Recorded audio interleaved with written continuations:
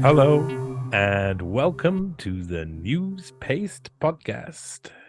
You can find us, of course, on most podcast platforms, and you can find us on newspaste.com. And my name is Johnny Vedmore, and I'm here with a really, really interesting guy who I'm looking forward to talking with, because finally, for the first time, we're going to talk out loud about some of the stuff we've been working on for a while. I'll introduce you very soon, but I started working with this gentleman. I mean, you get a lot of tips from people, and sometimes you know when you're investigating, they've read your work and they say, "Oh, have you seen over here? Or have you seen over here?" And it was just like a synchronicity thing where the tips just happened to be where I was focused, and it caught my attention, and then we started having a nice long conversation about stuff, and then slowly we started working together and we started researching together. And he's a very clever young researcher. I hope he doesn't mind me saying the word young in there. I don't mean it in any way apart from, I mean, if I was doing what he's doing now when I was his age, I would have been a lot more further along than I am now later on, especially seeing as this guy is he's pretty savvy. So Kaan Disli is a computer science student from Turkey, studies in Paris. You can find him on Twitter at Kaan__Disli. And you can find his Substack at Kaan Disli, all one word, .substack.com. I should probably tell you how to spell Kaan Disli because I love it. It's like screaming Khan into the sky. Just as you would expect if you're a fan of Star Trek, sorry, go Khan. So it's K-A-A-N, wonderful, and Disli is D-I-S-L-I. Kaan Disli, welcome to the NEWSPASTE Podcast. Thanks for coming on. How are you? Great to be here. I'm well. How about you? Life is hard all of the time. You know what it's like. You're trudging through these facts and none of them make life any easier. But I'm really happy that we're finally having a conversation out loud, something that's going to be recorded down and for people to listen to. Because first of all, I got to say thank you. I noted you down when I wrote the German Marshall Fund article on Unlimited Hangout, which was really the fourth of the Klaus Schwab pieces.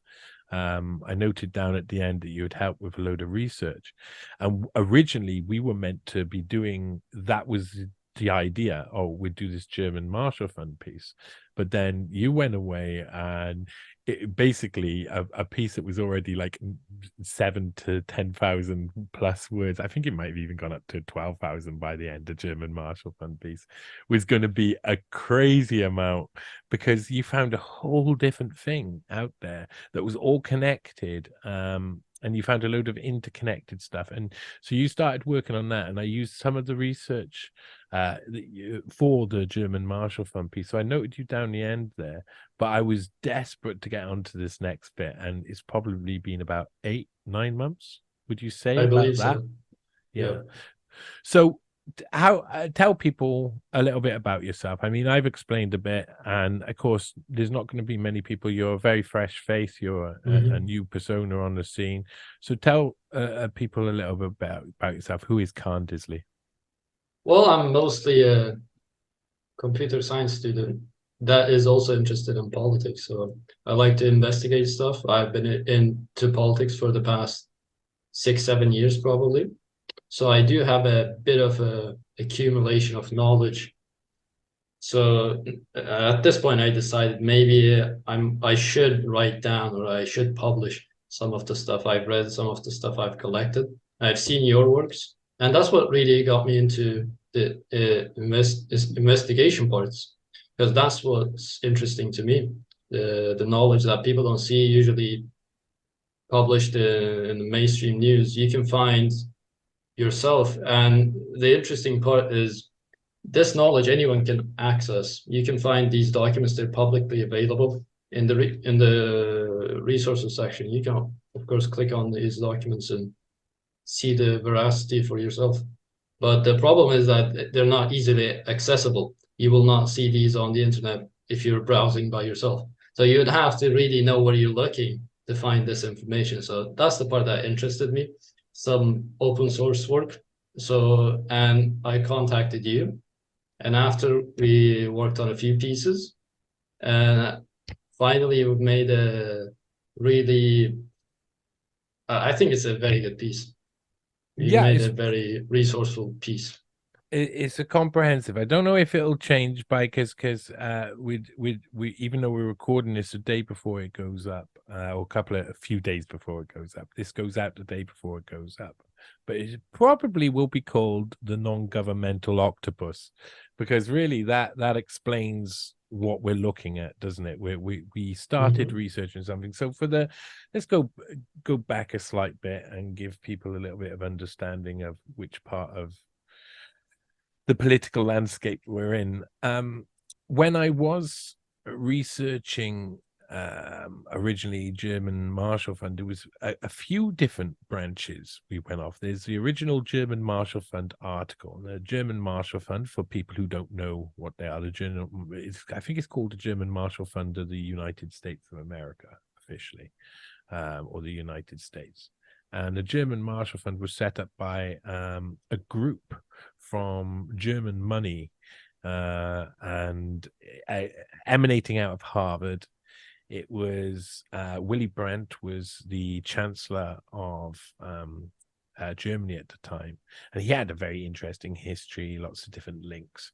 And eventually they set up this operation, and it was basically the first day was a load of CFR members opening it. Everyone from David Rockefeller to John J. McCloy are hanging around the New World Order. They look like gangsters up on the steps when they actually open it up, and they got something like, I think it was 150 million Deutschmarks or 200 million Deutschmarks at the time, a load of money to run this project. And what it was kind of murky. It was about, Germany is helping fund this CFR Harvard CFR aligned Harvard operation, which was to promote democracy around the place on behalf of Germany.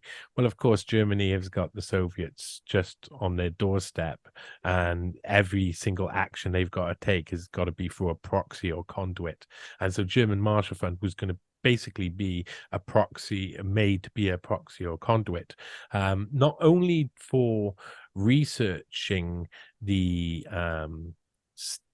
situation in the failing Soviet Union, but also to introduce leadership programs. Now, I don't know if what come first in that regard, whether it was set up for that reason, but of course, Abby Collins, who was put in charge at the German Marshall Fund in running such training courses, etc., for years afterwards, had originally run Henry Kissinger's international seminar at Harvard also, that had been shut down 5 years before, after it got revealed it was CIA funding. So obviously the German Marshall Fund is this really interesting operation, which seems like basically a CFR CIA operation focused on Eastern Europe, and is the next stage. Once they worked out that mutually assured destruction was going to keep people from having big all-out fights, no one's going to use the big weapons. Instead, they were going to use perpetual warfare and the like, and coups and subversive tactics. The Cold War was in full swing. The tactics changed and the focus changed. And of course, what we're doing here is what we did there was I really reported on sort of that section, and you took me off to two different branches. One of them we'll talk about in the future, but still I'd like to probably brush on today, is the father of the head of the German Marshall Fund. And then the second part is where and this is, I really mean your name comes first on this article that we're releasing, the Non-Governmental Octopus, for a very good reason. You led us into this direction completely. I was completely unaware of a lot about this.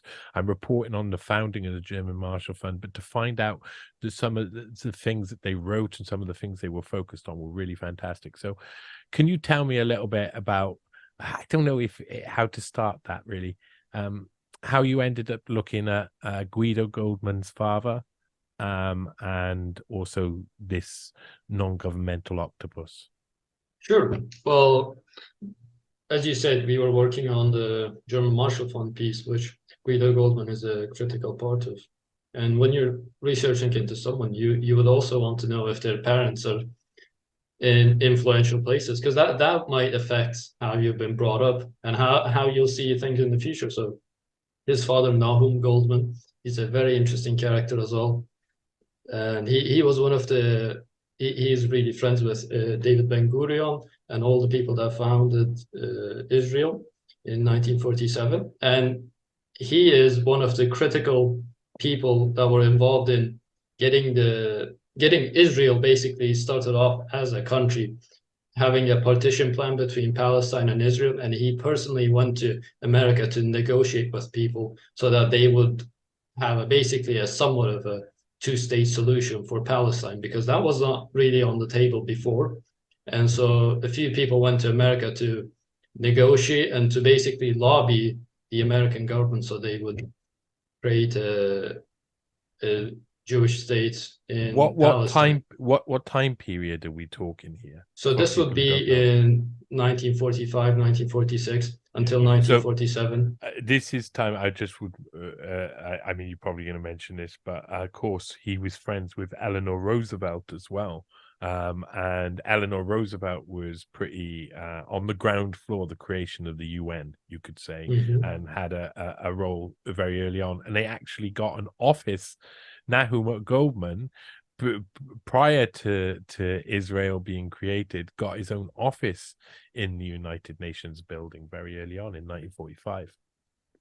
Yeah, he was a very influential man, and he spoke to David Niles, who was very connected with the people that ran the White House, and he was able to get a David Niles reportedly he was crying when he heard that we could have a Jewish state in Israel, and he had tears of joy.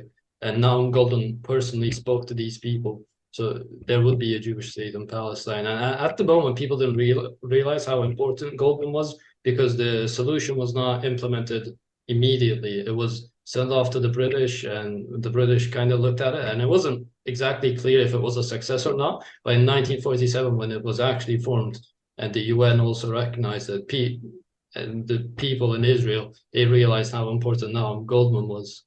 And Goldman was also involved in the German government, Konrad Adenauer, he paid he paid Israel and the Jewish diaspora for the crimes of Germany during World War II. So he was very involved in that payment process as well. Those were Yeah, I want two of his success stories. I keep that thought in mind where you're on the track. I just want to save to people a sentence, a quotation from that is in the German Marshall Fund piece to understand Nahum Goldman a bit better, and it comes from a book called The Seventh Million, the Israelis and the Holocaust, by Tom Segev. And it's one of the most amazing lines to describe Nahum Goldman. I love it. It's beautiful. It's when the Israeli and Jewish representatives walked out of formal negotiations, Nahum Goldman's great hour as a lobbyist and manipulator began. Goldman organized and coordinated a worldwide network of activities aimed at persuading the Germans that it was in their best interest to reach an agreement. As part of this effort, he monitored and even took part in ceaseless haggling in Bonn. He went to see cabinet ministers, senior officials, and members of parliament, making his way through the corridors of power and into the inner chambers. He saw everything and heard everything. He plotted intrigues. He shared secrets with supporters, thwarted opponents, collected promises, made threats. A man of 1,000 faces. I Yeah. love that. I mean, I've read that out before on this podcast when I was talking to Corey Hughes about Nahum Goldman and the creation of Israel. And I think it's just like so important to understand how much of a influential figure Nahum Goldman was. I mean, continue where you were going. I'm sorry I interrupted you. I'm No, it's okay. well known But for doing that. no, that's fine. Well, he was also very high up in the Jewish Agency. This was like an international organization for Jews, and Haganah and Irgun, these were terrorist organizations in the Middle East. They were also under the control of this agency. It's not entirely clear how now Golden was involved in these terrorist operations in the Middle East, but he was a very high up member in this organization that also covered the terrorist organizations in the Middle East that led to the creation of Israel. And then all hell broke loose. I mean, the creation of Israel and the people who were behind it were nearly all prominent Zionist leaders, and of course, Sure. you need probably it can be said that you need the most extreme ideologues of an era to do such a thing as to form a state out of someone else's state during a time which is supposed to be of epic peace after horrific war. I mean, it's just the timing as well. The timing is just terrible. It's just terrible. So Nahum Goldman was a really important person. I think that it's really important to put in perspective because it makes Guido Goldman even more interesting. Guido Goldman separates himself from his father, but still also kind of like tries to be close to his father as well in many ways. It's a very mixed image, and I think he tries to distance himself for very specific reasons because they don't want any connection with Israel to come back to the reason why actions are being taken by later on Guido Goldman and the German Marshall Fund, because of course it's really important times especially in Harvard. The German Marshall Fund, it starts off in the early 70s, but had really come from an operation that had been closed down in Harvard in 1967, had been rumbled, and that was a really important year. That whole 1966, 67, 68, 69 in American and global political history is just the moment where a lot of things shifted and power was exerted and control was implemented in a way that was possibly never going to be reversed in our lifetime anyway. So that's what brings us to this, and that's why I say that's what brings us to this. So tell people your own journey. I love this as an investigator. Tell people your own journey to leading us down this road where we've written this article, The Non Governmental Octopus. Well, with the German Marshall Fund piece, I found a document called Reclaiming Democracy that talked about how organizations like the German Marshall Fund, not just the German Marshall Fund, would organize NGOs in different countries in mostly Eastern Europe and in the Balkans. And these organizations would form together to create a pro-EU, pro-NATO, pro-American alliance and to form protests in order to protest the government that was not very American friendly or was not EU friendly. And they would topple these governments at times. In Georgia, they would do this. In Ukraine, we're going to talk about that in a second. They would do this in Serbia. They did this in Yugoslavia. And even in Macedonia, they had protests they organized. And these organizations were primarily done through NGOs that were funded by the State Department, by USAID. Basically, just American-funded NGOs would create not real protests, because you could say there are real protests, but these would be propped up by the American government artificially to create pro-democracy, meaning pro-American protests. Yes, that's pro-democracy. Now, for the people, let me just shove that in a little bit in. For the people who do have signed up to the Patreon for NEWSPASTE and for me and as my supporters, they'll be able to see the video version, and maybe this will come out in a clip because this is a really important document, isn't it, Kaan? It's one of the most important that we've seen, and you can find it on the archives. This is what he was referring to: reclaiming democracy, civil society, and electoral change in Central and Eastern Europe. This is these sort of documents just change your worldview, don't they? Did that have that feeling with you? Because that's how it did with me anyway. I don't want to put words in your mouth there, but how did you feel about it? I've known about the concept of color revolutions before, but I had not seen before a document that documents every single case in the past, at least like 20, 30 years, this thoroughly. So that was an interesting document for me, and it was published by the German Marshall Fund. That's what made it really interesting, and it was in a sense the operation was bragged about. It wasn't like this was a nefarious operation. Yeah, that's what the whole. I mean, if for anybody, this document, a link to this document, which for those who can see the front cover there, I'm trying to alter my screen share to be correct. Was let's see if I get. Are you? Hey, Kaan Disli. How do you pronounce those two names? I have no idea. Well, the Belgian names. George Forbrig, Yeah. Joerg Forbridge, and Pavel Demis. I don't know what the accent over the S means, but there were more than just those two who were involved in this. That's kind of the guys who produced it. But as you see on the document, like Kaan said, the German Marshall Fund was one of the organizations to produce this document alongside the Erst Foundation, which I'm also very interested to look into.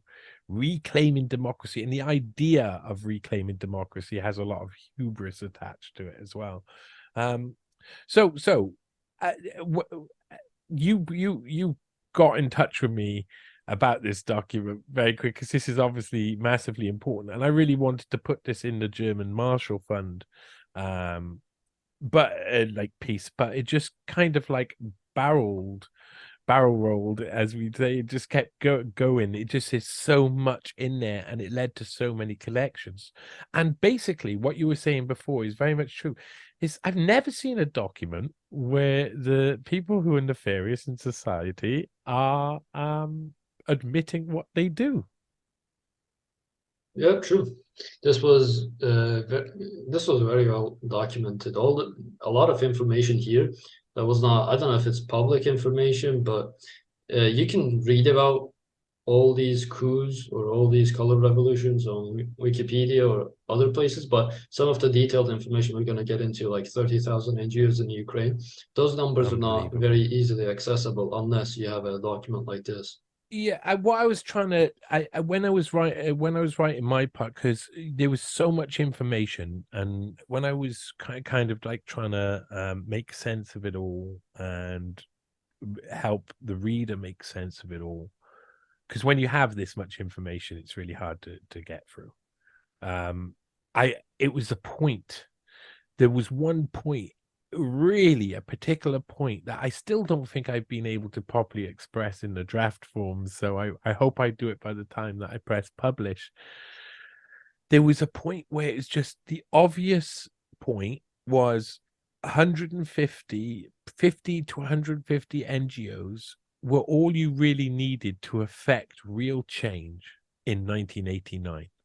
In 1989, 1991, you just needed a few NGOs, and they discovered you can affect massive change, so much change that you can see democratic reform into a country like Czechoslovakia, and then even a split between the two, a peaceful split, what seems like a peaceful split. Who knows? Maybe they'll be at war one day. We'll say, oh, it was all down to that moment. But anyway, the Czech, between the Czech and Republic and Slovakia itself. So they have evidence, or they seem to have evidence of this. There's so much here, isn't there? There's so much here. I can't remember what my question was going to be there.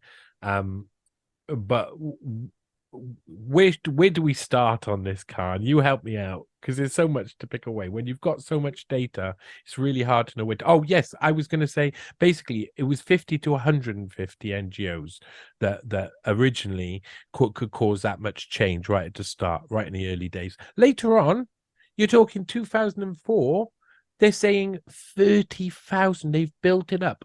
30,000. How did they end up with 30,000 NGO plus NGOs in Ukraine in 2004? Well, the National Endowment for Democracy, they've admitted that they've been, and same as Victoria Nuland, they've admitted that since even before the breakup of the Soviet Union, they've been funding NGOs, and they've been promoting democracy in Ukraine since 1989, even before the breakup of the Soviet Union. So the groundwork was laid much before, decades before.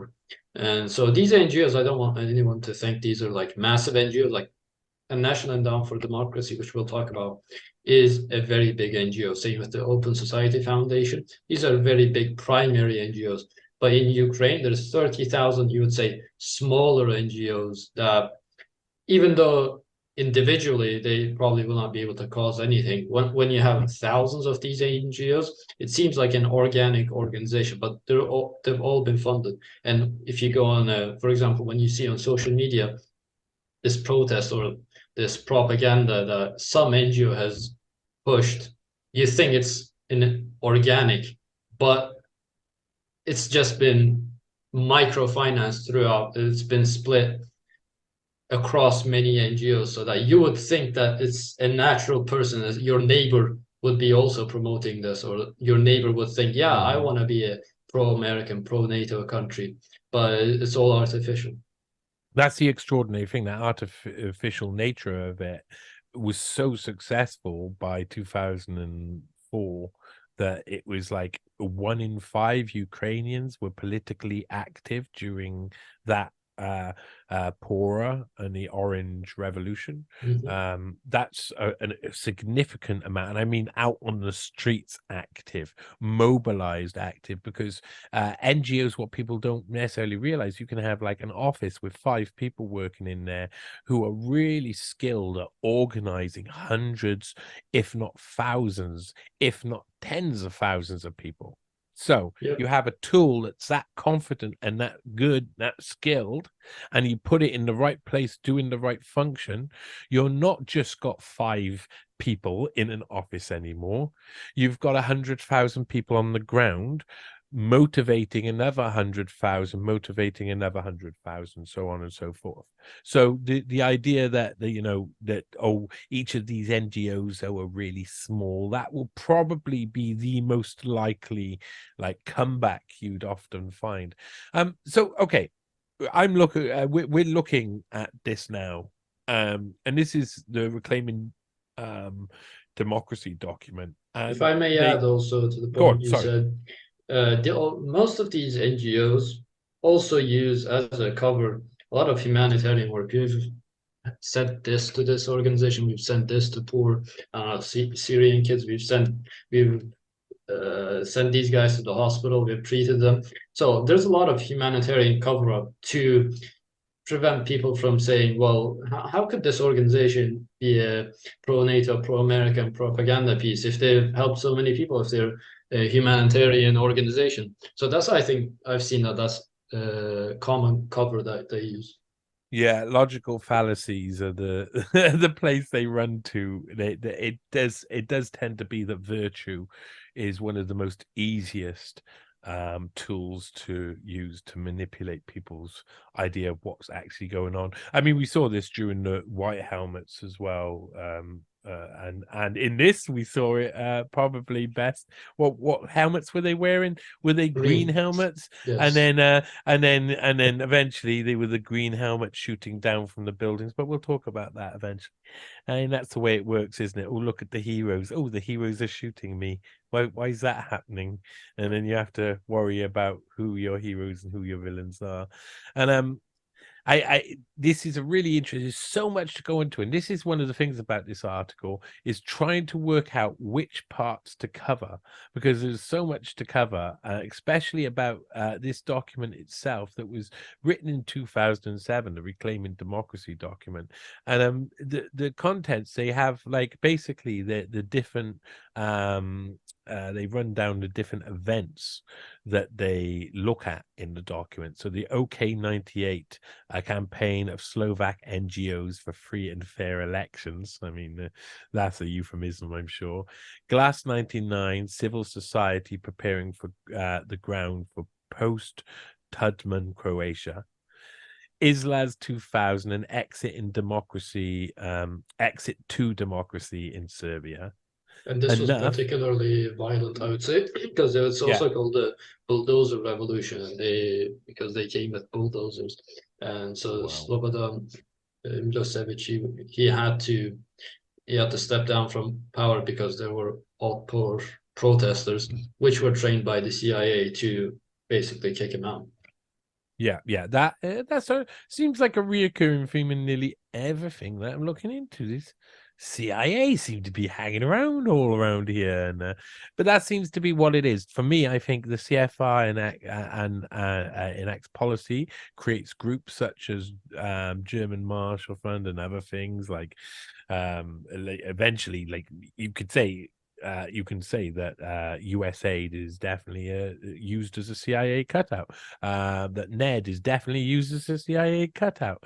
All of these organizations are definitely heavily linked to the people who have been enacting coups in various ways. Now, these are the color coups, of course, the color revolutions.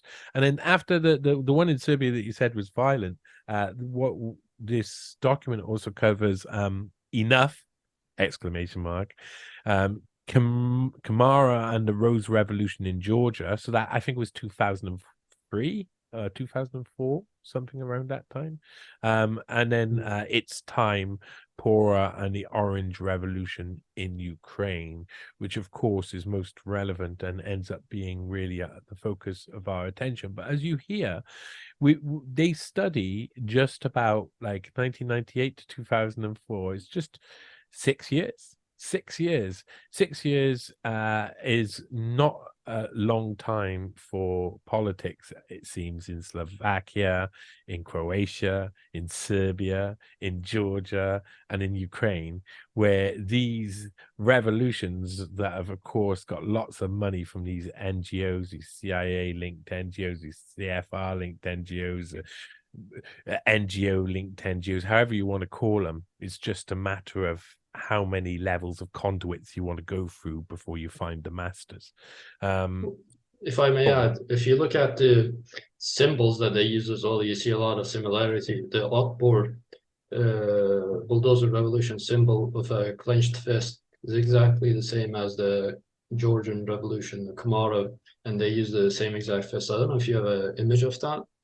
But No, I'll go and have a little look at it. No, give me a second. Now, I'm just going to stop sharing while I do that. But tell us a little bit more. What more do you know about it? Because I didn't really research the Serbian revolution because I was too busy all around. I was looking. I used like a lot. I looked at the Slovak campaign a lot. Looked a bit about Georgia and then Ukraine, but I mean, if you try and cover everything, you just have a piece which is too long and all over they the did place. lots of battles. I mean, we all know times were hard in Serbia during this period, and it'd been really bad times before. What was this revolution like? Can you describe it to us? Well, my work was particularly on the Ukraine one, but there was a lot of similarity with the Serbian one.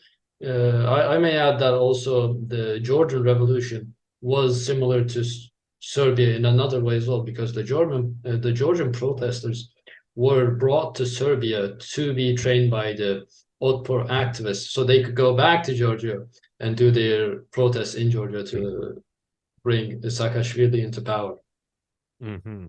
So Right. there's also connections, like direct connections between the protesters in Serbia and the protesters in, for example, Georgia. Okay, so that makes sense because that's another thing, and that leads us on to talking about something else. Let me just I'm going to just do that again. Now, I take it, are you talking about that fist? Yes, exactly. So that's very like artsy, they're very trying to get that sort of like cool revolution. That's one of the things, the symbology of the revolution is very important. Um, so meet Shredya Popakov, the secret architect of global revolution. Yeah, that sounds And about you can look right. at the Kamara one as well, which is the same. Yeah. Okay. Right. Well, let's get back to what was I going to say? This question. Oh yeah. Well, you were talking about Georgia and the Give me just 1 second. I'm just trying to think what I was actually trying to remember before I looked at that fist. That fist is in my mind now. Fisting my mind. I don't think anybody wants me to say that out loud. Anyway, so we talked about Serbia Revolution, and we were talking about the Rose Revolution in Georgia. And it seems that basically these revolutions become easier and easier to get going and enact, and then as long as they had the people on the ground. Now, most of our as long as they had the people ready on the ground, they could enact full control eventually if they could get the guys into political office. So the question is, with or the focus we put on was on the Ukrainian, the Orange Revolution. But of course, this buildup of NGOs is really important to that. And this is the point that I'm trying to make. The NGOs started off being 50 to 150, but every time a new revolution or one of these color revolutions was enacted and was successful, those were lifted up, taken out, and those NGOs and the people in them were popped into other countries, weren't they? They were moved about so that they kept then the pressure and the organization and the skill base just moved on to put pressure on the next bunch of places that needed coups. And if you keep enacting that, I think that's how we get to 2004 and the Ukraine having 30,000 NGOs, is NGOs becoming successful as we go along one by one. Yeah, So that's true. take us through 2004, can you, Kaan? Well, in 2004, it's called the Orange Revolution, and what they did was basically the same as what they did in 2014. My work was basically focused on 2014, but in Ukraine, they in 2004 and 5, they also did the same thing. They had a mostly pro-Russia president, and they had it toppled by vast. It's just a massive NGO program that would topple the pro-Russian government and install a pro-NATO government. And this was also conducted by a man named Oleh Rybak, who was also in a campaign called Chesno, which was a network of NGO organizations that was able to create organized protests to create a pro-EU government. And this guy is particularly important because he was the right-hand man of the sitting president. So it was a textbook style color revolution, the same thing they did in the other countries. So that started off like, I mean, the Velvet Revolution was really the first, and then you had multiple revolutions then over. So the Velvet Revolution was like 1989, and then or at least started in 1989, and then it's just barrel rolled on. And by 2004, it's become an industry. So it's what happens after the successful overthrow of these Russian-aligned political rulers in Ukraine in 2004 then?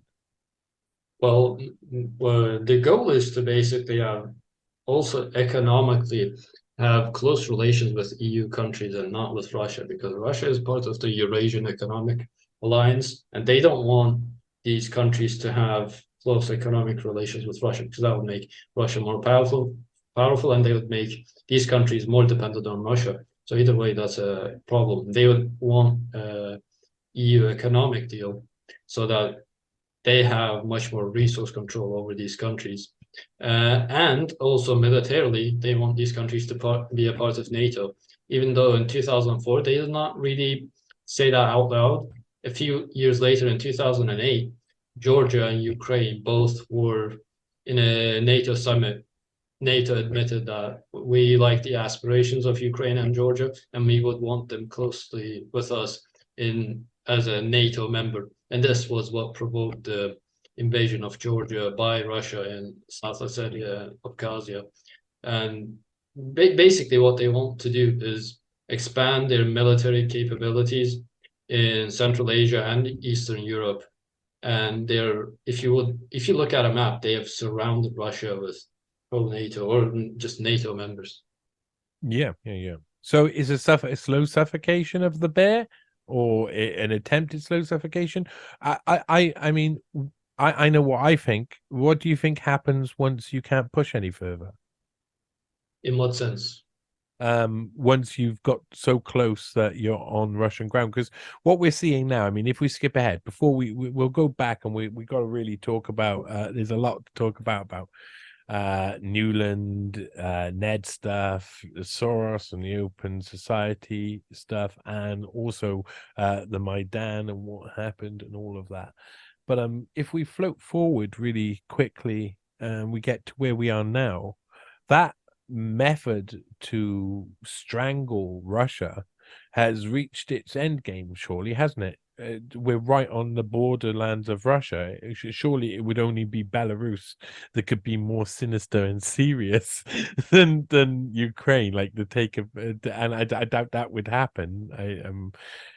Are we at the end game? And does that always lead to war? Because that's what I think.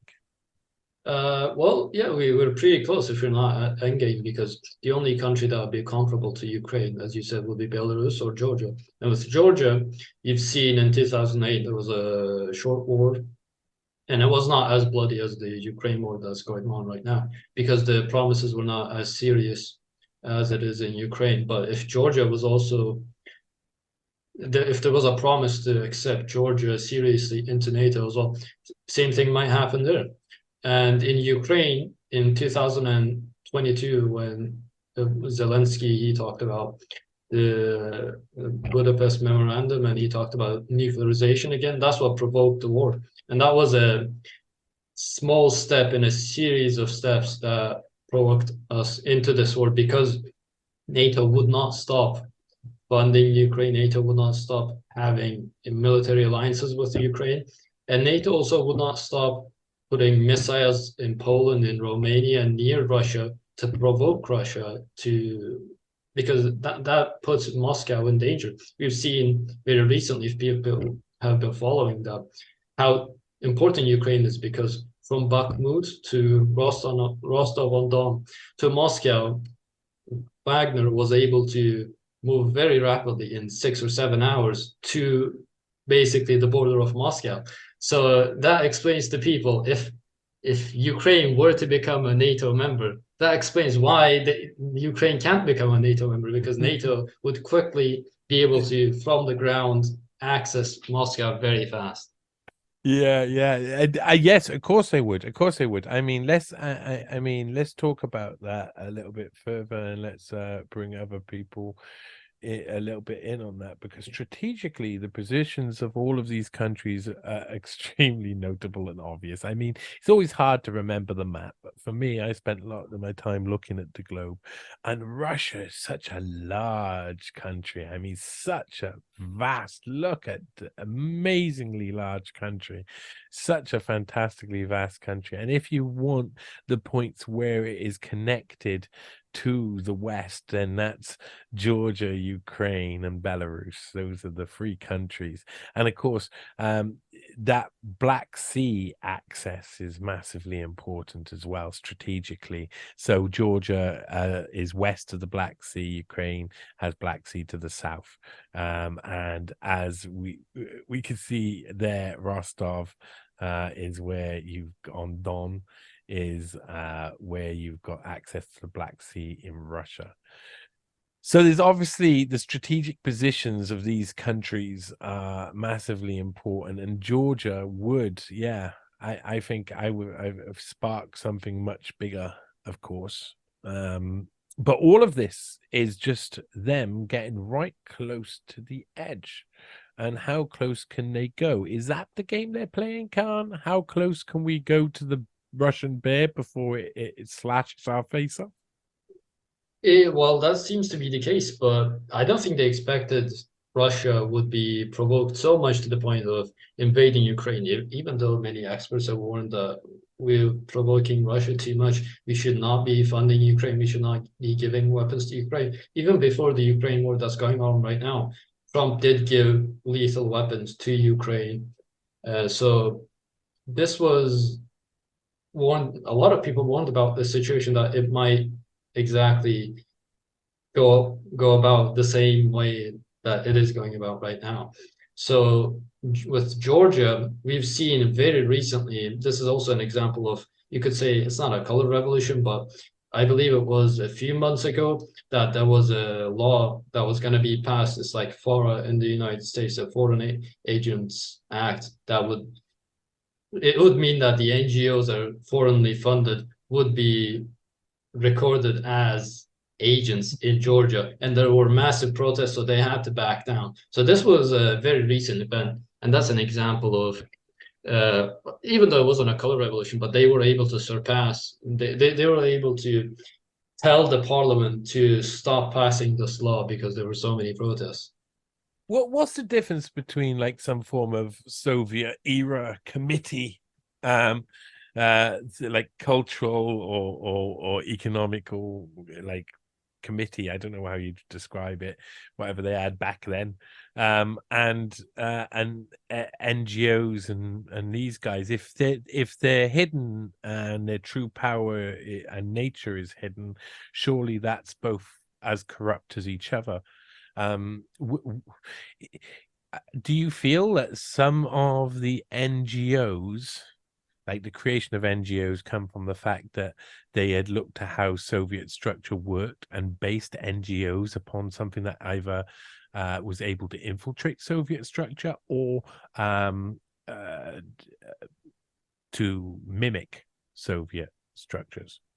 That's an interesting topic, but I don't think it exactly comes from the way Soviets did it. I think the United States probably did it much before because even though it was there were not NGOs, organizations like NGOs have existed at all times, like lobbying organizations. We talked about the Jewish Agency before. Uh, these organizations are international. They get funded. They do humanitarian work. This type of stuff has existed before, but it's been massively, the amount has increased massively basically in the 1980s after Reagan. And we might talk about that later, but with National Endowment for Democracy, that's when it really started with National Security Directive 77.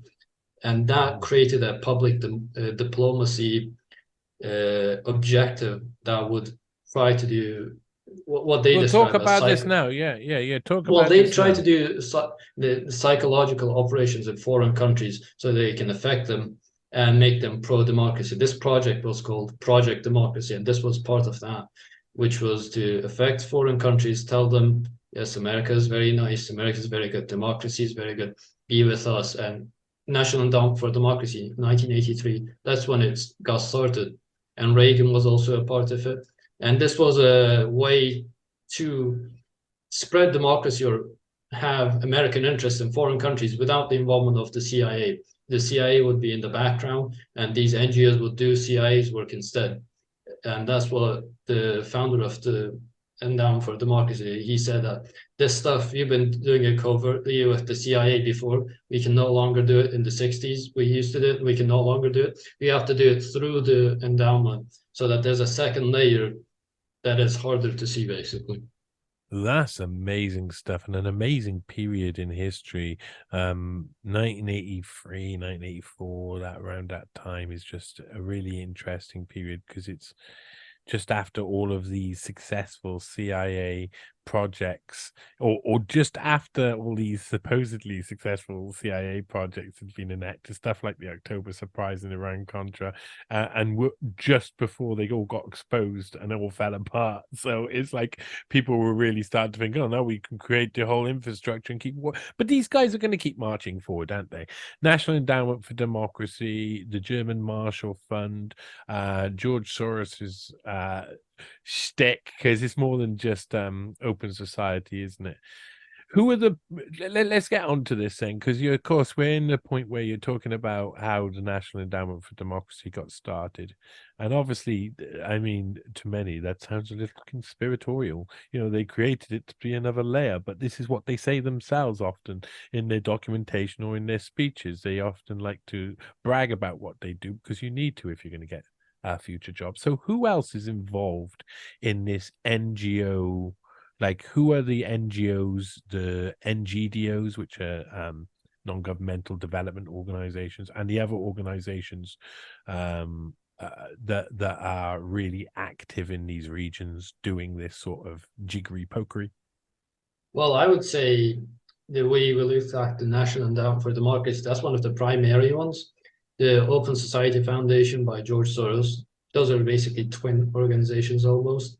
The Freedom House, people might have heard of it. That's also part of it, even though in the piece we don't really focus on that.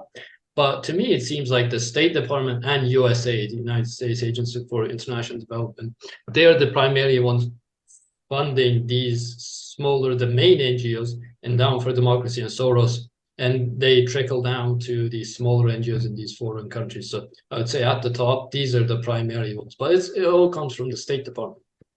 What do you think George Soros is then as an entity? Do you really think he's private, or is this how different assets, intelligence assets, have obviously a different level of wealth, and that's what we're seeing? What do you think we see with George Soros? Well, George Soros is an interesting man, and he's definitely very connected with the intelligence department and the State Department. He's famously has said that my interest and that of the State Department are one and the same. So he believes that the United States Department is basically an extension of his, or he's an extension of the State Department. That's not entirely clear, but he has a lot of say in international politics, and he does meet up with these people in higher ups in Ukraine, and it is said that before even Ukraine had any sort of infrastructure, when it was separated from the Soviet Union, Soros was the one that was most connected with people in the higher ups and with the finance minister, and they would get together and plan the future of Ukraine. So Soros, not just in Ukraine, of course, but many other countries as well, but Ukraine is the primary example we've seen. But he is the one that provides funds to these NGOs, and he basically in Macedonia as well. And he does what the state. He's a mouthpiece for the. He does what State Department wants. That's what his goal is. You're quite right, quite right. That's what it seems like it, and that makes then the question of these billionaire philanthropists dash. I don't know. I look at Jeffrey Epstein and I see a fixer for intelligence agencies, certain specific intelligence agencies in particular. And he's operating in certain different things, and his peccadillos, his abuse, his rape, and all of that makes him something that people focus on, but they don't realize that really there's a lot of billionaire fixers around doing this sort of thing. And so that's George Soros always seems extremely interesting because he fits into this category. And I wonder how it is that Jeffrey Epstein gets so much focus on his life and maybe George Soros doesn't get so much focus on his life, because there's obviously been a lot, and every time you look at it, it's very scary. So is it just these guys are so important to an operation or set of operations? Is it that they know so many things about skeletons in the closet, or is it that they're just invaluable as assets? Why do these guys keep remaining unaccountable? Do you know? Unaccountable? Well, obviously, who's gonna keep them accountable? Who's gonna make them? Because they are part of the government in a sense, even though they're not government It employees. sounds like a naive question, but there's got to be a way. I keep trying to think of different ways that you can maybe start. Like, how would we change society then to make these? Because these people are some of the most powerful and wealthy. I don't quite understand how they're allowed to float around like they do and do what they do. And examining these billionaire philanthropists and their ability to organize trickle down organization. I mean, you say that the above them is like USAID and Not necessarily above, but I would say horizontal, maybe. like okay, like another funding arm of big development organizations that basically then seed other organizations into creation, that then seed non-governmental organizations into creation, or just those non-governmental organizations are funded directly, depending how much distance you want to create. But really, it's just a complicated network of CIA conduits. That's what it seems Yes. like. Well, you could, from my experience, if you have a pro-NATO or pro-American, or like an organization that does seem Western, that would probably promote some social values of the Western world as well. You can probably trace them back in 2 or 3 steps back to either Endowment for Democracy or USAID or Open Society Foundation, because it might be that maybe there's another intermediary organization in between that's a middle layer, but 2 steps or maximum 3 steps before, you will always go back to, because you see who funds this, who funds that, and at the end you'll always see Endowment for Democracy, and those are tied to the State Department. So with many organizations, you can do this experiment yourself. Go to any NGO that you think is pro-Western, check who funds them, check their reports on annual fundings, and look at the organizations, check the organizations, look at who funds them, and guaranteed you'll find either the State Department or an organization that's very close to them in just 2 or 3 steps. So it's like I mean, it's very much, it looks like a computer virus, doesn't it? How it takes a hold. How are countries in that region meant to actually stop this happening? Well, it's very difficult. So that's also very true. How would you even stop this? Many countries, like in Central Asia, have actually done that. So they would ban the Open Society Foundation from operating within their country. And the Open Society Foundation, what they do is in Kazakhstan, Uzbekistan, and I believe it was Kyrgyzstan as well. They try to operate there as well. But some of these countries, they ban them. And so what they do is, this is the worst country. They say this is the least free country on the planet. They have banned the Open Society Foundation. This is unacceptable. They'll probably make them rank like the lowest in the democracy index, because they have connections everywhere. And whoever makes Democracy the index. democracy indexes, or Yeah. you could say welfare indexes, they'll just say, yeah, part of the welfare index is having the Open Society Foundation operates. So they'll make them very low. They'll say these countries are terrible countries. So the only way to stop them would be to ban them. But the ramifications of that are also vast, because that might mean your country doesn't get a lot of investment. So it's a complex issue. It's not entirely clear how you would stop this. So it's a positive if you want, if you're a resilient country who wants to have independence within the world. It's best to start from a state where you don't have to be reliant on such nefarious characters. But really, it's a lot like a form of organizational usury, I suppose. You've got a lack of infrastructure and funding, so you're borrowing that infrastructure and funding at an extremely high interest rate, into eventually so high that you'll capitulate your country, and the banking country takes you over, just zoop, and it's another way in. The funding is something, I mean, it's a fantastically interesting subject. Let's get back onto the here and now, or the almost here and now, because we were talking about the campaign in Ukraine.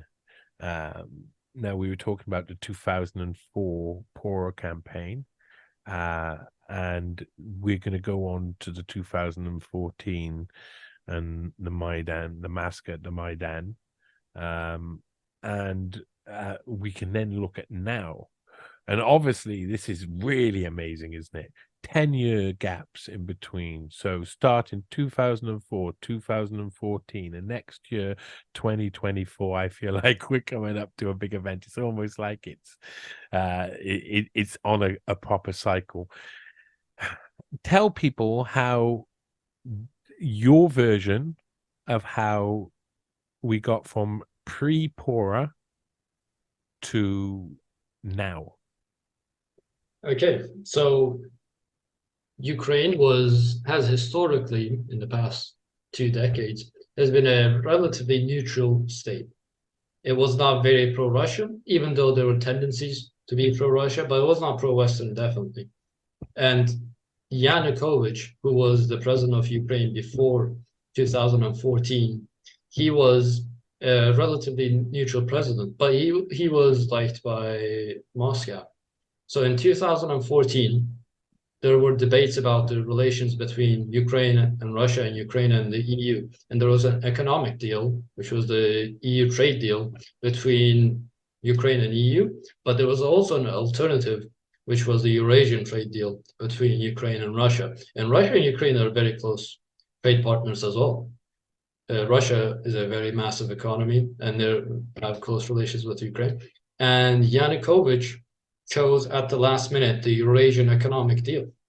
And this made a lot of people angry. And people started protesting, and this was called the Maidan.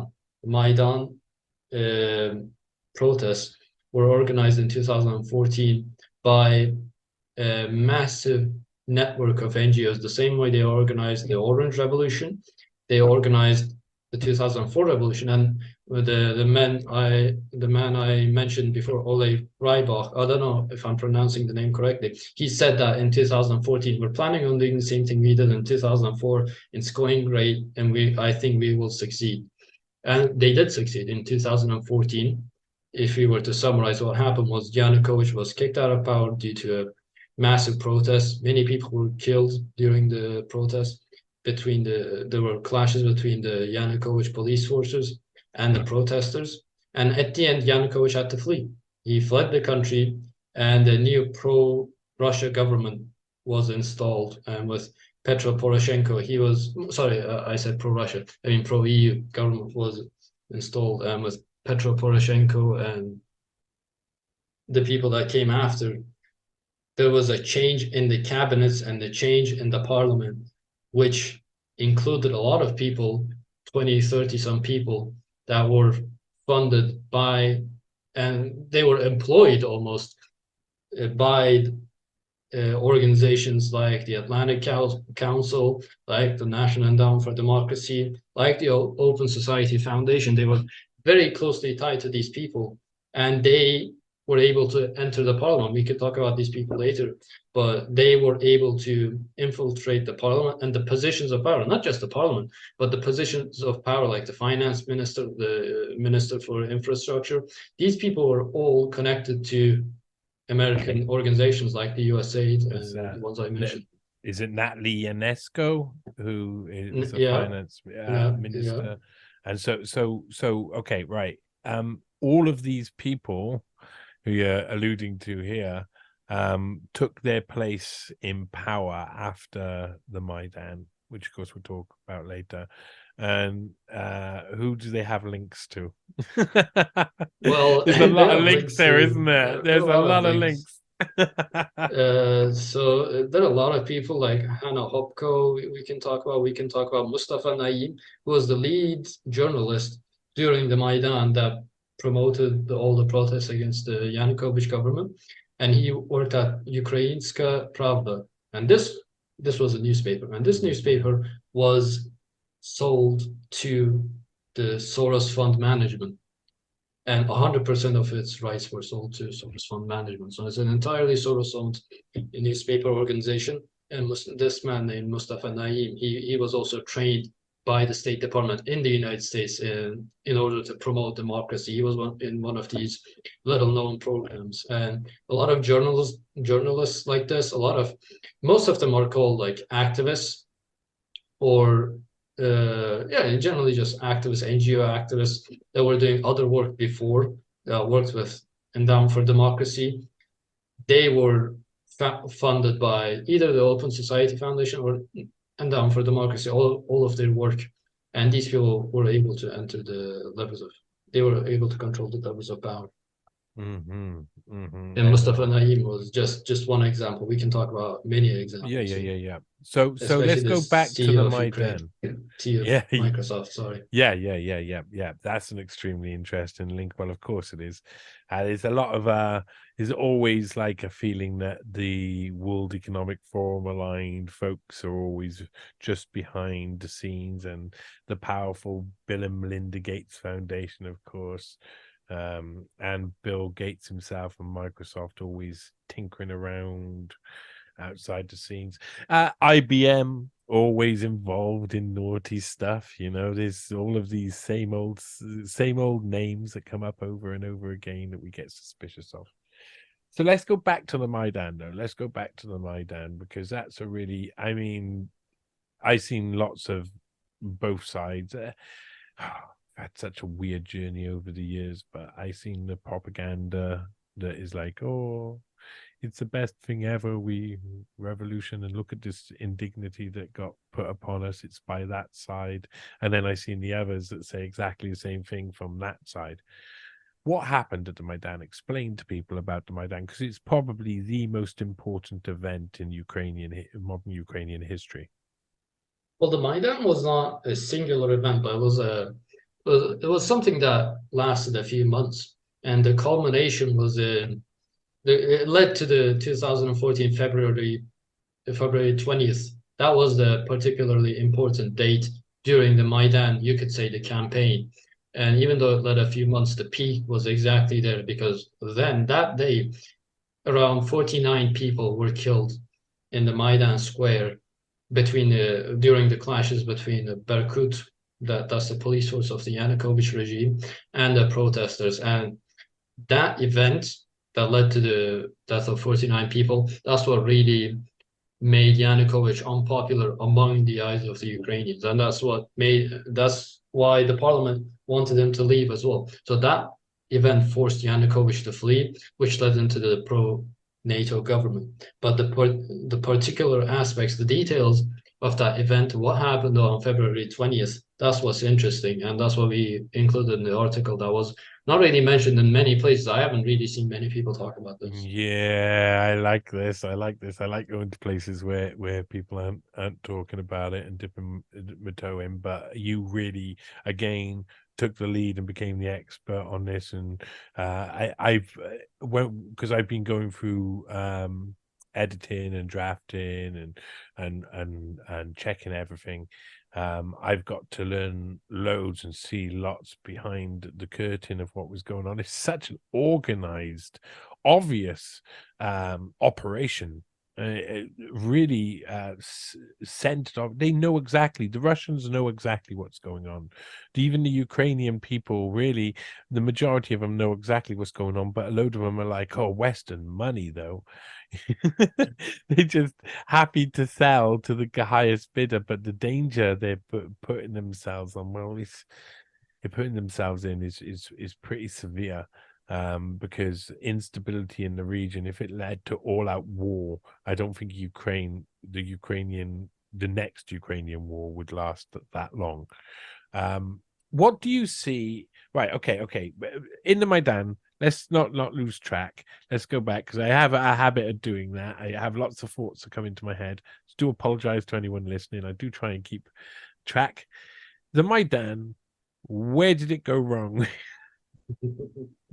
Well, it went wrong in many places.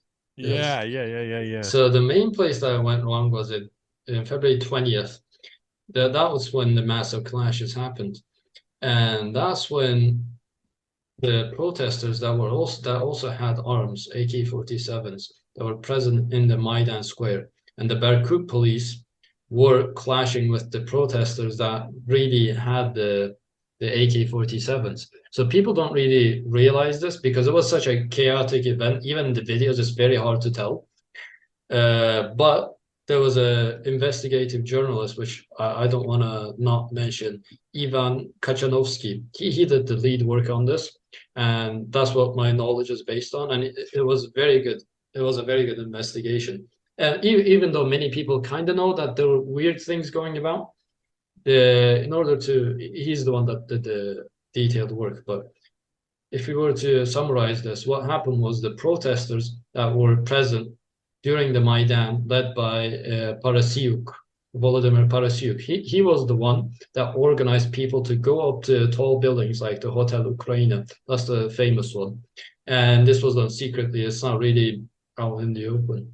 And he was able to shoot at protesters and blame it on the Berkut police. It was a false flag operation that was probably, even though this part is not entirely clear, it was probably promoted by the pro-EU parties in Ukraine and the anti-Yanukovych parties. And they would go up to these tall buildings and they had green helmets. That was also reported by a BBC journalist. And they would shoot at the protesters, and people saw that they were being shot at. There were 100 eyewitnesses that saw that the shots that killed the protesters came from a very tall building. And in the footage, you can see as well. And they were wearing the same green helmets that the protesters were also wearing during the Maidan protest.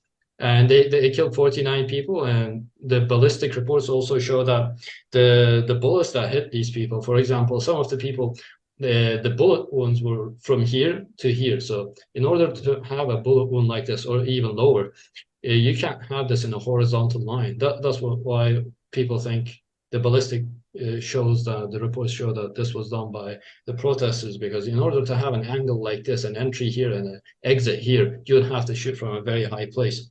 And there's also reports between, you can also see bullet marks in the poles near the Hotel Ukraine, which shows that the Berkut police was also clashing with the protesters, the protesters with the AK-47s.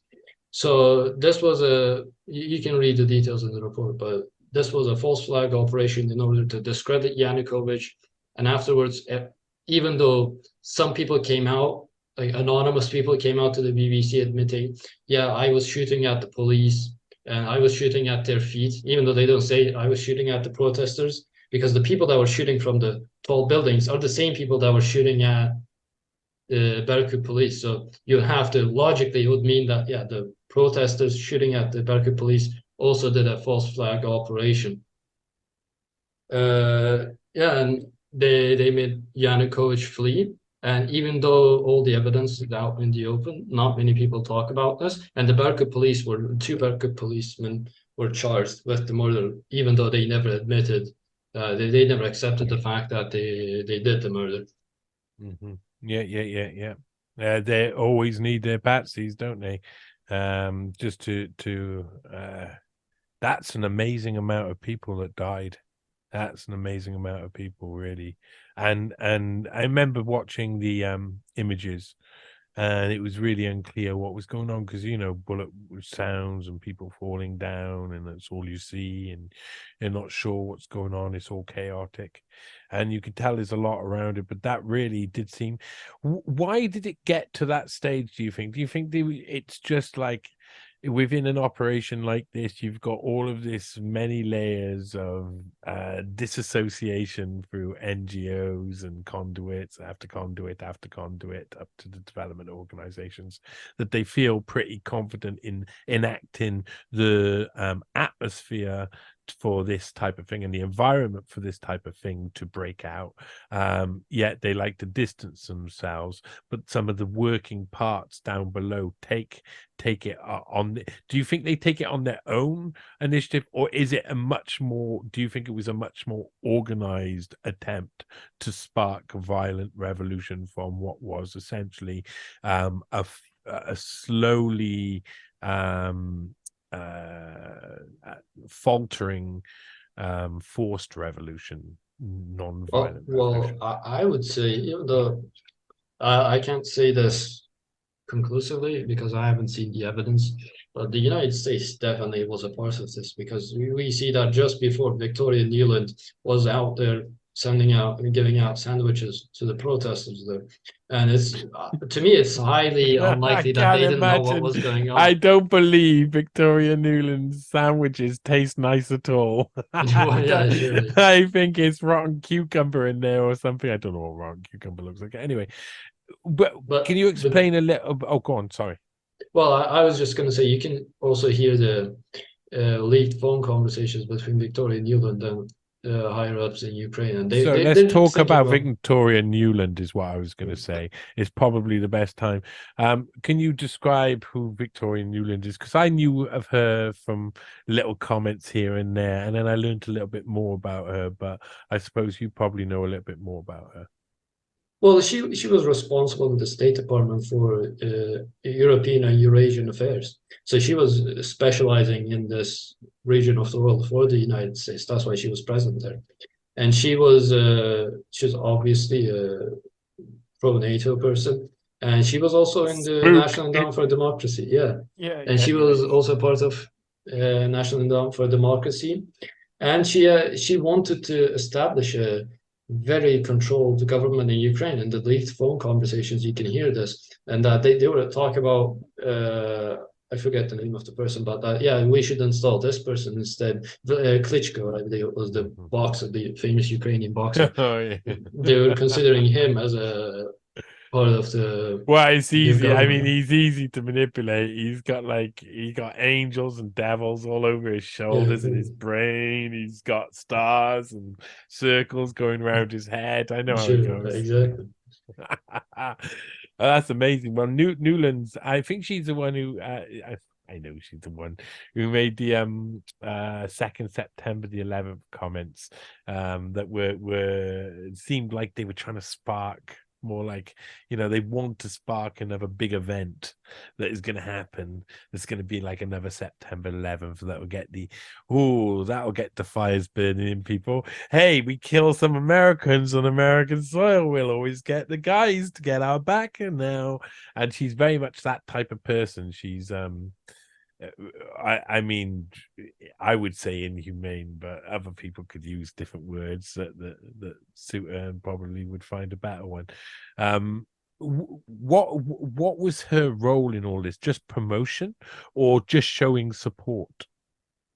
Well, it was not definitely not just showing support, because she was Of talking with the course. higher ups to make sure that the new formed government, because she was expecting that there was going to be a coup and there was going to be a new government, and she wanted to make sure that the people that entered the new government were with U.S. interests, and they were part of someone they brought up themselves, or someone that works with US organizations. So that's what she wanted to make sure, I believe. I don't know if she was directly involved in creating the coup, but she wanted to take advantage of whatever the result was going to be. And here we go. Now we can get to the point. What was the result? Who were the people that got in? I mean, what type of people got into power after that? Well, the result was definitely that the people that got in were people very closely related to the American government. It's not just like these people are generally pro NATO, pro EU. These people are directly from organizations like the Atlantic Council, which is all they do is promote NATO. That's their job, to expand NATO and be against the Russian regime. So these people were in these organizations. I gotta say this. I just come to my mind. I think you, and the juxtaposition makes sense. I think you'd want to call them non-governmental politicians. Yeah, surely. So, which of course it's hilarious. Anyway, go on, continue. Well, yeah, that's just it. And these people have, from my investigation, these people have nothing to do with Ukraine, and they are very well connected with these NGOs that promote anti-corruption. That's a famous line, for example, the Anti-Corruption Action Center. These people create organizations like this that get funded by someone like the National Endowment for Democracy or Open Society Foundation, or like this is not an exact quote, but free elections organization. There are very particular names that they like to choose that have the words democracy, free elections, anti-corruption. These are some keywords that you can really see, and you can say, you can point and say, yeah, this organization is definitely foreign funded, because for some reason they've chosen this kind of branding where they put all the good adjectives together to create an organization that should not look suspicious to people. And the new government, we've talked about a few people, like the CEO of Microsoft of Ukraine. He was also part of this new government, and he was also closely related to Soros because Soros was the one that funded the search for the new members of the new Yatsenyuk government. They needed like 20 or 30 people to join the government to do some bureaucratic stuff. And you need a search company to do that. And Soros will personally said, yes, I will I will pay so that this company can search for new members for the new Ukrainian government. That is amazing stuff. How many people were involved in some nefarious dealings, or who were involved in nefarious dealings, got into positions of power afterwards. So let's go for it. I'm going to name a guy. I'm just having a little look here at the article itself. So we mentioned earlier Hannah Hopko, who worked as a communications manager for Ukraine Citizen Action Network, which is a USAID contractor in Kiev. Also, and this is something that I find very interesting and I want to make note of, in Kiev, while also leading various environmental journalism training programs in Donetsk. Now, I mean, I know lots of people are sick to death of environmentalism and the backwards and forwards, but that is the #1 cover, isn't it, that they used with the NGOs very early on, especially in the Czechoslovakia, in the Velvet Revolution. They came in really with just environmental campaigners as well very early on. Is this something that you see all throughout it, this environmental virtue? Surely there's a few topics like this, like the environment. Like if this organization talks about climate change a lot, that's a primary candidate for Western influence. They talk about women's rights or something that's a social issue that's really specific to the West and doesn't really exist in other countries. That's Yeah. like environmentalism is the prime example. That's one of the flags that you have to red flags that you have to pay attention to identify these organizations as, yeah, this organization is not very unbiased. Mm-hmm. Yeah. I'm just zooming out a little bit so we can actually see some of this. Oh, I might actually get my glasses on. But yeah, Hopco. So she's connected with things to do with the with USAID, which obviously has massive connections to the State Department. She's also got other connections, and some of the other ones that we mentioned in there. Well, and these are people who you looked into properly. Svitlana Zalishchuk, I hope I'm pronouncing her name right, became a member of the steering committee for World Movement for Democracy. What type of Orwellian speak is that? Which had been founded by NED, the National Endowment for Democracy. The organization designed and implemented more than 30 projects nationwide involving hundreds of civil society organizations supported by international donors such as USAID and CEDA and Open Society and all of the usual gang all together. So these guys are like really, really deeply in there. Ole Ryberchuk, I think you've mentioned Ole Yes, Ryberchuk already. Really interesting actor. So Ryberchuk has links to a Midyar as well, by and the Midyar network, and Pierre Midyar, of course, another one of those actors behind the scenes that has an air of George Soros about him, like a future George Soros. I say that exactly. because George Soros is so wrinkly nowadays, and he has lots of connections in the same way. Who were the one? Who was the one who you think is like the most interesting for a more comprehensive investigation of just one character? Who do you think is the person out of like the people that you studied who's the most interesting out of those? Well, out of the ones that went into the new Ukrainian government or the ones Mhm. that were involved in 2014 Maidan, I would say definitely the man I mentioned, Ole Ryabachuk. He is definitely the most higher up one because he was there before everyone else. He was Yeah. the right hand man of Yushchenko. and he's involved in the 2004 revolution. He's involved in 2014. He's involved all the time. So I And he's think a he's fellow the of the National Endowment for yeah, Democracy as exactly. well. That's amazing. I mean, his links are quite fantastic. I think he's going to be a guy who we're going to focus in on a little bit more. So once these guys took power, what's been? I mean, how do we get to where we are now?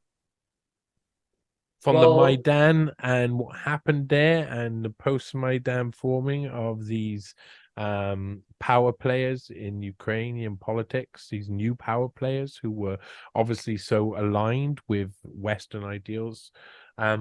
What happened afterwards? well, what happened exactly afterwards was the Donbass War. That was the precursor to the war we have right now. And in Donbass, Donetsk and Luhansk, they wanted to declare independence from the Ukrainian government. And for the people that don't know, if you were to divide Ukraine into two parts, eastern and western, from the Dnieper River, the eastern part is very pro-Russia, and the western part is, as expected, very pro-EU and NATO. So Donbass, if you don't know, is on the eastern side, and Donetsk and Luhansk as well. And they declared independence, and the Ukrainian government went into clashes with these independent republics. So Russia also provide support for these republics that want to become independent. And this started Ukraine's civil war, and the Ukrainian government would fight with these Donbass forces. And this was the 2014 war. That's what created the annexation of Crimea by Russia, and that's what led us to that's what increased tensions that led us to this point, because afterwards things didn't get better. Petro Poroshenko and Zelensky, all these people were very closely tied to NATO and US interests. So the culmination of these events, including provocations by the US government, like the intercontinental, sorry, not intercontinental, but the intermediary range ballistic missile treaty, and the United States pulled out of that one. That also created tensions. The ABM treaty, which they pulled out before, but they were trying to create the ABM shield, the anti-ballistic missile shield, in Poland and Romania, and they said it was against Iran and North Korea, but they were just as well against Russia as well, and they had offensive capabilities as well. It's very close to Moscow. So all these provocations, including like NATO saying we like the aspirations of Ukraine, even in 2019 and 2021, and the culmination led to the point where in the Munich Security Conference, Zelensky said, well, we might want to he didn't say this explicitly, but implicitly he said that we might want to renuclearize again. And afterwards, everyone knows what happened. Russia declared war, and we're where we are right now. Yeah, of course. I mean, you can even. I mean, it's just kind of like there's no way that Ukraine could completely renuclearize without the help of Western powers.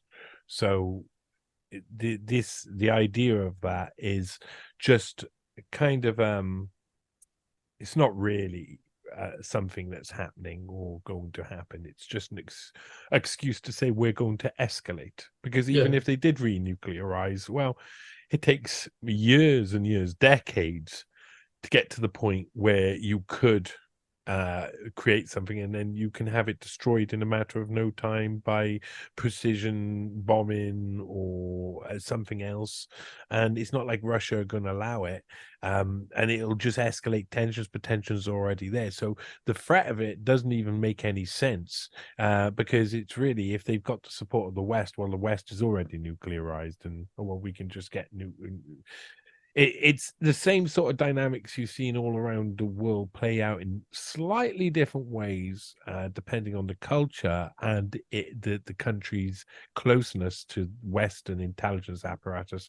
And I think in this regards to Zulfikar Ali Bhutto in Pakistan during the early 70s, trying to get a race for Pakistan to have nuclear weapons technology ahead of India, and they failed in that, but they still kept pushing. And at the same time, Kissinger was saying out loud that they'll punish Pakistan for that, but in behind closed doors, he's trying to help them get nuclear arms. And they were playing this weird game, and this weird game is just, it's constant all around the world happening. It's this nuclear standoff, that the echoes of the past. It doesn't really mean anything, because the chances are that a nuclear war is going to happen to a scale that is epic, is very unlikely. The chances that a nuclear weapon is going to be used to scare the bejesus out of people is becoming increasingly more likely. The chance that the late 50s indulgent ideas of the US State Department and people like John Foster Dulles about the idea of using small nuclear weapons against each other and leaving it at that, that is getting closer. So big ones, I don't think are as likely, but we are definitely on the precipice now. I mean, I said at the beginning of this that you were young, but I think people will have worked out that 21.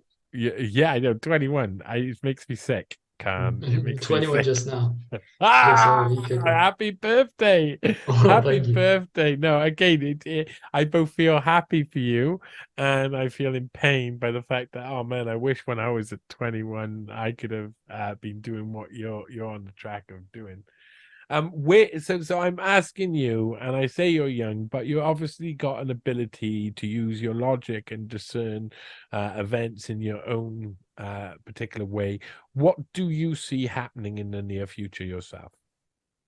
Well, what I see happening is, with the policy that the US has followed with provoking Russia, this has pushed, this is what many international analysts have also said, but this has pushed Russia into the arms of the Chinese. So in recent, soon we'll see much more close cooperation with Russia and China, I believe, because very recently this month, China and Russia were conducting drills in waters near Japan, and they're conducting together military drills. So that, well, why would you conduct a military drill with another country? It's because you want to have a military alliance against who? Against the primary opponent of Russia, which is the United States. So even though in Central Asia, you could say that Russia and China would be natural adversaries, you could say that, but the hostile policies of the US has forced Russia's hand to go to China and say, let's form an alliance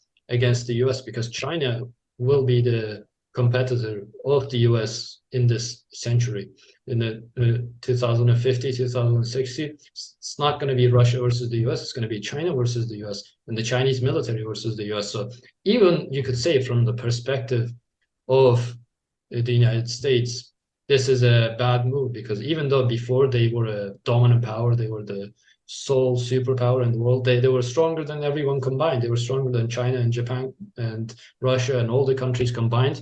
Now with the development of China, that's no longer going to be the case in, let's say, 40, 50 years. They're going to be almost equal powers. If not, China might even be stronger than the US. So America would want Russia on its side to fight against China, but these policies will make that impossible. Yeah. Wow. I agree.